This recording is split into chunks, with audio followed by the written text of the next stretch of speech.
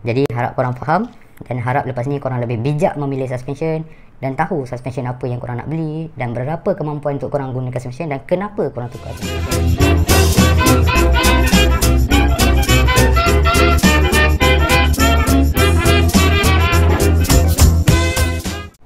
Hai, Assalamualaikum dan salam We Are Cyclist. Bertemu lagi dengan saya Hafiz dalam WSC Nice Day minggu ini. Okey. Dalam episod kali ini, macam yang saya dah sebut dalam video persoalan minggu ini sebelum ni, saya akan menceritakan tentang iaitu suspension. Khas untuk basikal yang ada suspension. Saya tak cakap mountain bike sahaja. Kadang-kadang ada basikal hybrid pakai suspension, basikal gravel pakai suspension, dan fat bike pakai suspension, dan banyak lagi. Suspension ni, apa guna dia suspension sebenarnya? Kita cerita detail lah.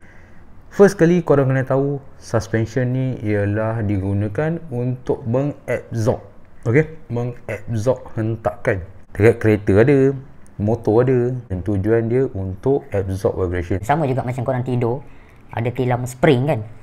So bila spring tu dia untuk absorb. Cuba kalau korang tidur atas papan, tidur atas lantai, bila bergerak sikit kan dia keras. So dia kurang selesa. Jadi gunanya suspension ni untuk basikal mountain bike ialah untuk mengabsorb ataupun memberi keselesaan yang lebih bila korang lalu tempat yang tak rata ataupun yang bumpy punya area. Yang seterusnya, suspension ni dia ada beberapa jenis. Kita cerita untuk mountain bike Saya tak nak cerita pasal yang gravel ke dan sebagainya. Cerita untuk mountain bike.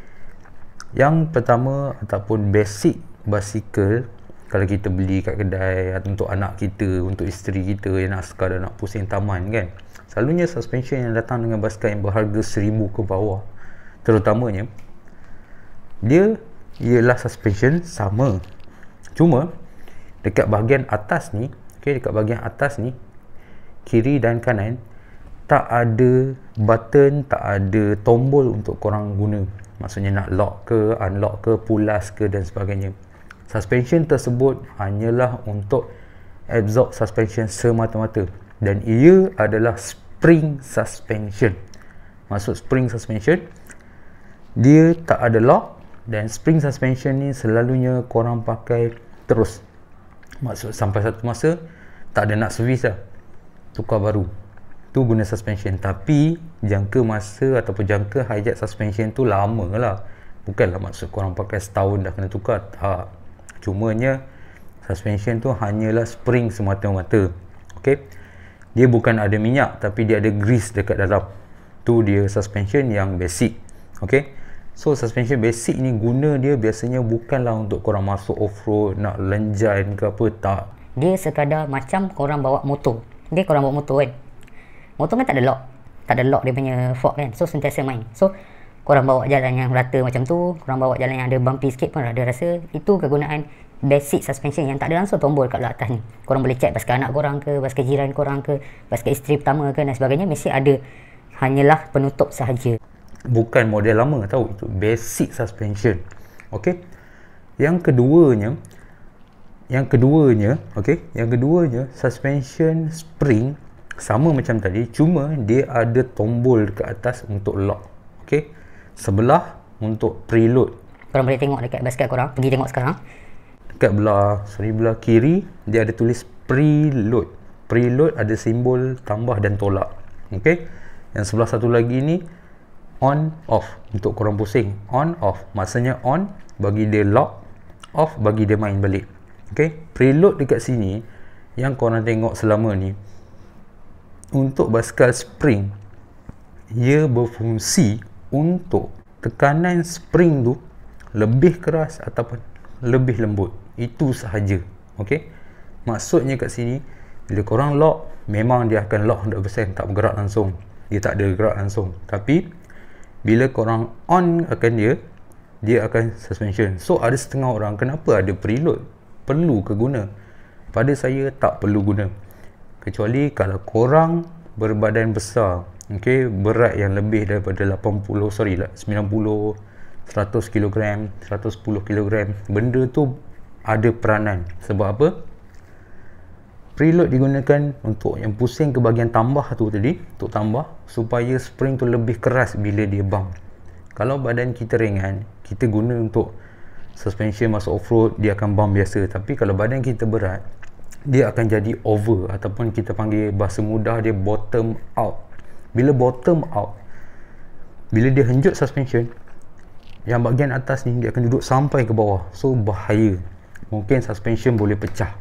Okay, so itu guna preload untuk basikal, untuk fork yang menggunakan spring yang ada lock. Itu gunanya preload, tambah dan tolak. Okay, harap korang faham. Ramai tanya benda tu, saya tahu. Itulah gunanya preload yang ada pada belah kiri, tambah dan tolak. Yang seterusnya ialah air suspension. Okay, air suspension. Apa itu air suspension? Berbeza, berbanding dengan spring suspension. Air suspension, okay, air suspension sebenarnya dia sama juga macam spring suspension tadi. Belah kanan sama, ada on, ada off. Cuma belah kiri dia ada tempat untuk kita isi angin. Okey, tempat untuk kita isi angin di bahagian kiri. So, selalunya kalau macam yang air suspension macam ni, dia akan tulis kat sini ada air. Okey, ada air. Simbol kat situ ada air. So, maksudnya angin. Bukan air, okey? Air in English is mean udara. Bukannya air, water, okey? This is air. Air is udara, not air, okey? Air suspension, apa beza dengan spring suspension? Sebenarnya air suspension ni sama juga macam kereta dan juga motor. Ada yang ada adjustable suspension, ada hydraulic suspension dan sebagainya. Cuma kelebihan air suspension yang paling nyata, yang paling terang, yang paling praktikal ialah ringan. Okey, berbanding dengan spring suspension. Spring suspension dianggarkan di atas market di Malaysia ialah berberat lebih kurang 2 hingga 2.5 kg untuk satu suspension, berbanding dengan fork suspension yang menggunakan air. Bila menggunakan air, ianya lebih kurang dalam 1.5 kilo hingga ke 1.8 kg sahaja. Sorry, over sikit. Itu beza dia air dengan spring suspension yang korang perlu tahu. Kenapa dia tukar pada angin? Sebab dia nak ringan. Yang keduanya, air suspension ni memanglah sedikit mahal, tetapi air suspension ni maintenance dia rendah sedikit. Maksud rendah sedikit tu, kalau problem, kalau rosak, korang boleh servis, korang boleh tukar seal baru, korang boleh tukar seal, boleh top up angin dan sebagainya. So kalau yang spring tadi, kalau dah jam, dah out, tukar barulah. Tak boleh tukar dah dia punya dalam ni. Kalau tukar pun cost dia, better beli yang baru. Air suspension dia ada air dekat sini, lock dekat sini, dan dia akan ada preload dia dekat bahagian bawah. Tapi dalam bahasa air suspension dia tak panggil preload dekat bahagian bawah ni. Okey, dekat bahagian bawah ni dia panggil rebound. Okey, rebound. Macam video yang sebelum ni saya pernah tunjuk pasal rebound, korang boleh tengok yang lain suspension, lain bentuk rebound dia ataupun gambar rebound dia. Okey, so berbeza dengan preload tadi. Preload untuk keraskan atau lembutkan sikit spring, tapi rebound bukan. Okey, rebound dia punya tujuan dia adalah untuk cepat dan laju. Betul, kalau korang tengok brand FOX, okey, FOX dia ada lambang kura-kura dengan arnab. Korang cuba tengok dekat bahagian bawah, dia akan ada lambang arnab dengan kura-kura.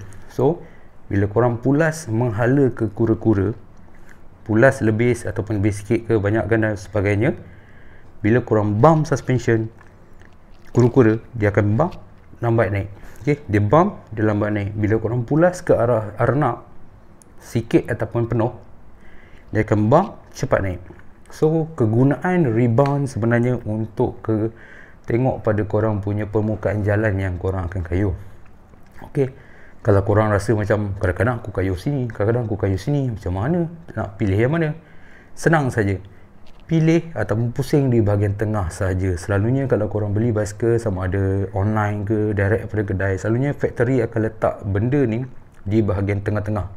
So korang boleh dengar dekat sini dia ada, saya dekat dengan mic,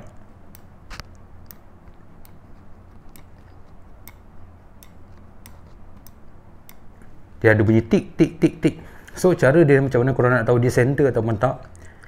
korang pulas ke belah arnab ataupun mana-mana sampai habis. Okey, korang pulas berlawanan, kira berapa detik yang ada. So bila berdapat berapa detik yang ada, contoh kata 10 detik, so korang bahagikan dengan 5, bahagi dengan 2, so dapatlah berapa tengah-tengah dia tu. So kalau kata 12 detik, maknanya tengah-tengah dia adalah nombor 6. So kalau 10, 5, macam tu untuk bahagian center dia. So harap korang faham function rebound tak sama dengan preload tu tadi. Bila angin ni, kelebihan dia lebih ringan dan lebih smooth berbanding dengan spring. Sebab spring ni kita 100% bergantung pada spring semata-mata. Air ataupun spring, dua-dua ada spring. Faham tak maksud saya? Air ataupun spring, maksudnya yang jenis spring ataupun jenis air, dua-duanya ada spring di bahagian sini. Tetap ada bro. Okay? Sebab itu dekat sini dia ada preload untuk isi angin. So bila yang jenis angin, ini bahagian angin, sini bahagian spring. Kalau yang tak ada, sini spring, sini pun spring. Yang seterusnya ialah travel. Ini kita panggil travel suspension. Untuk standard basikal, kalau korang beli basikal nak pusing taman, selalunya dibagi kat sini 80mm ataupun 8cm. Korang ambil pembaris, anak korang tu korang ukur 8cm, 100cm dan sebagainya. Kalau XC, basikal biasa, hardtail biasa, selalunya 100, 110 ataupun 90mm. Dia punya travel fork. Bila kita pergi pada trail, selalunya dia akan jadi tinggi sikit, sama ada 120 ataupun 130. Kalau trail riding ataupun on mountain dan sebagainya, dia akan pergi lagi jauh. Okay, dia pergi lagi sampai ke 160, 170mm. Berbeza dengan basikal downhill, selalunya downhill ialah 200mm ataupun 20cm. Dia punya ketinggian ataupun panjang travel ni tadi. Okey, panjang travel ni tadi. Jadi selalunya travel tu terlalu tinggi dan ia bukanlah untuk XC. Dia hanyalah untuk basikal downhill sahaja. Okey, yang seterusnya ialah styrofoam. Untuk standard styrofoam ni kita panggil steerer. Okey, styrofoam ni ada dua jenis. Ada 3 jenis on market. Yang biasa ialah atas ni kecil, bawah ni kecil. Okey, atas ni kecil, bawah ni kecil. Okey, saya tak ingat terlalu banyak sangat, 1.114 ke 118 lebih kurang yang standard punya. Okey, yang kedua, current model dipanggil tapered. Tapered is besar bawah, atas dia sama. Okey, atas dia sama, tu tapered. Maksudnya bawah besar, atas kecil. Dan lagi satu, bawah besar, atas kecil sama, tapi dia sedikit lebar yang bahagian atas. Ni selalunya basikal brand Giant, kalau saya tak silap dia panggil sistem dia overdrive 2 steerer. Dia besar sikit kat sini. So stem pun dia tak sama. Untuk korang yang nak tukar suspension ni, bila korang pergi kat kedai, tengok online banyak jenis suspension, first kali yang korang kena tahu ialah frame korang. Okay, frame bahagian depan yang ada tulis logo brand dan sebagainya tu, korang kena tengok sama ada bahagian bawah dia tu dengan atas dia sama besar ataupun tidak. Kalau bawah dia besar, atas dia kecil, dia macam cone sikit jadi dia. Bukan cone, triangle, 3 segi kan, macam tu. Dia bermakna fork dia adalah compatible tapered dan non-tapered. Maksudnya steerer macam ni boleh pakai, steerer besar bawah atas kecil pun boleh pakai. Tetapi kalau dia atas kecil, bawah pun kecil, dia hanya boleh pakai yang steerer standard ni sahaja. Okey, ada yang tanya, boleh tak kalau tapered pakai non-tapered pakai tapered dan sebagainya? Okey, saya terangkan detail, dengar baik-baik. Kalau frame korang tapered, besar bawah atas kecil, korang boleh pakai fork yang tapered, bawah besar atas kecil, dan juga yang ini. Tetapi kena ada adapter untuk frame tapered to non-tapered steerer. Ingat adapter. Dia ada satu plate kat bawah ni untuk jadi adapter. Yang seterusnya, yang kedua, kalau saya pakai frame non-tapered, straight dia punya frame, tapi dia beli fork tapered, boleh tak pakai? Boleh. Tapi korang kena ada ataupun tukar korang punya headset yang jenis terkeluar. Maksudnya korang nampak dia punya casing headset dekat luar. Kalau tadi mungkin headset korang tak nampak, di dekat frame tu nampak straight je, tak ada pelekuk bentuk untuk letak bearing dan sebagainya. Jadi Bila yang jenis macam tu, korang boleh beli headset yang terkeluar, headset tapered headset for non-tapered frame. Okay, tapi sebenarnya kalau korang beli fork baru, korang ada optional lah untuk beli headset terkeluar tu. Tapi kalau korang beli fork second hand tak boleh, sebab selalunya stereo ni dah dipotong. Kalau korang beli fork baru, stereo yang dibagi ni panjang, so korang boleh potong. Tapi kalau korang beli fork second hand, selalunya stereo ni ikut frame asal yang dipakai. Jadi kalau korang punya frame punya tebal tu mungkin tebal, so kalau korang pakai fork yang dia beli second, mungkin frame dia tu kecil je, so tak boleh pakai lah. Tapi kalau frame dia tu tebal, dia head tube dia, tapi korang punya frame head tube kecil, possibility untuk pakai adalah tinggi.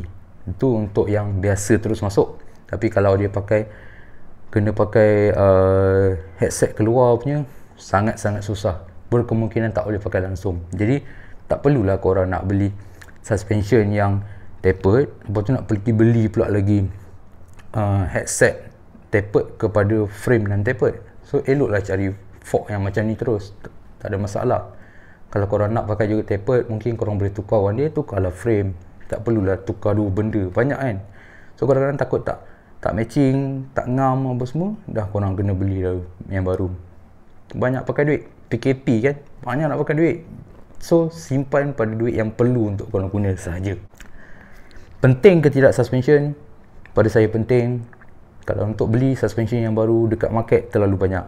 Tapi terus terang saya cakap, angin suspension, air suspension yang okey, yang berbaloi adalah berharga RM1,000 dan ke atas, bukan RM1,000 dan ke bawah. Boleh pakai, tak ada masalah. Tapi kalau korang yang jenis sekadar sikit-sikit off-road, banyak pusing taman dan sebagainya, boleh pakai yang bawah pada RM1,000, tak ada masalah. Itu dia punya penerangan untuk harga. Okay, kalau yang kata macam, alah bang, takkan tak boleh, saya ni buat kayu on road je, tak masuk off-road langsung. Daripada korang tak masuk off-road langsung, korang nak beli suspension angin, baik korang beli rigid fork yang macam road bike tu pun ada juga untuk yang pakai disc. So tak perlulah korang beli air suspension nak bawa berat 1,5 kilo ni semata-mata untuk kayu atas jalan, sedangkan bila on the road korang lock. Betul tak? So bila korang pakai suspension macam tu, tak silap saya berat suspension tu pun dalam 300 gram ke 400 gram macam tu, yang rigid fork tu. Korang dah ringan kat situ, dan korang punya berat safe. Korang nak travel pun safe, tak adalah berat-berat nak travel, nak masuk kereta, keluar kereta. Dan satu lagi, suspension yang berkualiti, korang kena jadualkan servis suspension. Kalau ikut manual kilang, selalunya suspension di servis mengikut jam. Okay, mengikut jam penggunaan. Jadi kalau korang jenis yang heavy user, patut ikut dia punya schedule, 80 jam, 90 jam sekali servis. Okay, korang boleh cari pada mana-mana tempat yang buat suspension service. So to be honest, minta maaf, saya tak buat service suspension.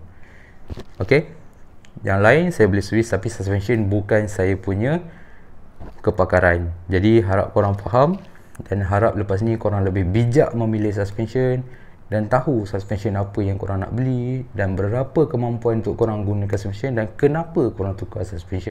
Dan jika ada sebarang pertanyaan, sebarang persoalan dan sebagainya, korang boleh tinggalkan di ruangan komen dekat bawah ni.